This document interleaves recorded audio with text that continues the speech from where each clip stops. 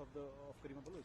Yeah, unfortunately, the mysterious death, this sort of mysterious death we Baloch are facing even in Europe, in Canada, and other parts of the world. We are political activists, human rights activists. We used to come from Balochistan to save our life. Karima Baloch, being a Baloch woman, being a Baloch student, human rights activist, political activist, she came to Canada to save her life from the Pakistani forces. And she, while living in Canada, she raised her voice for the people of Balochistan against the abuses of the fundamental rights of the Baloch people by the Pakistani forces, against the military operations of the Pakistani army, which her forces are doing over back in Balochistan through her military. So she also has been over here with us at United Nations in Geneva. So she was a prominent Baloch political and human rights activist. Unfortunately, a news came that her dead body was seen in a very mysterious way in a lake, and this is what we had earlier also got same sort of news in Sweden, that Sajid Hussain Baloch, a Baloch journalist, his dead body was also seen in such a mysterious way. His body was found in the same way in a lake, and he was dead. When we got the news of Karima Baloch, I myself, my organization organized a protest in Paris in front of the Canadian embassy. There we raised this issue that we asked Canadian authorities that it's her moral obligation, this is her constitutional obligation, that they should investigate the case of Karima Baloch. Why, how, and under what circumstances, and under which environment, she was killed, and why her dead body was found in such a mysterious way. We submitted a document to the Canadian embassy, and they said that we will contact our government and we will reply you as soon as possible. Unfortunately, approximately 3 years passed. Till now, we have not received any information from the Canadian authorities.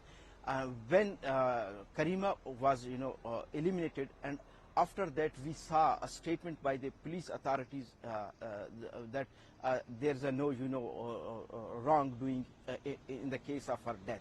But unfortunately, from that statement, neither the family member of Karima Baloch, nor the Baloch people, nor we the human rights activists, including the non-Baloch organizations and representatives, and they showed their concern that how it is possible and what were the circumstances behind that, why the Canadian authorities, why the Canadian police is not telling the real story, what had happened to Karima Baloch.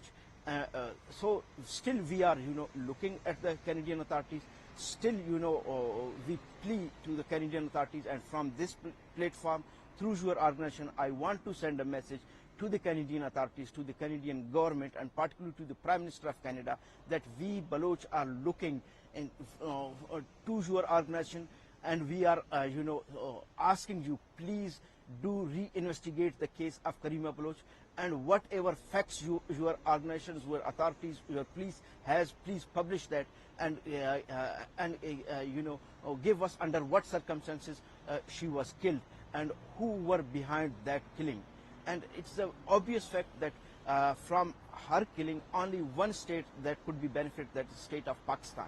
And we, the Baloch people, we as an organization, we have a lot of evidences that in such sort of cases, there's the Pakistani the secret services that's called ISI, and she's very much notorious, and she has a lot of experience with respect to this, and there are many cases and incidents that Pakistani security forces ISI has done this sort of killings where their hands are masked. So in her case, we are of the view that Pakistani security forces ISI was behind the killing of Karima Baloch, and unfortunately, and this is the thought that the Baloch people at large are analyzing this fact by this way, that Canadian security forces, Canadian police, Canadian government is also unfortunately is trying to hide the facts.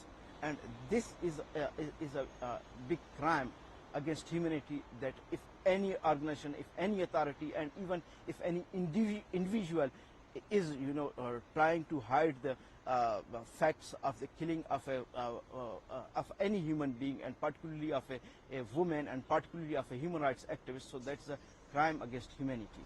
So we request through your organization again and again to the Canadian authorities, so please come forward, please investigate properly the Karima's mysterious death, and unfold those who were behind that killing.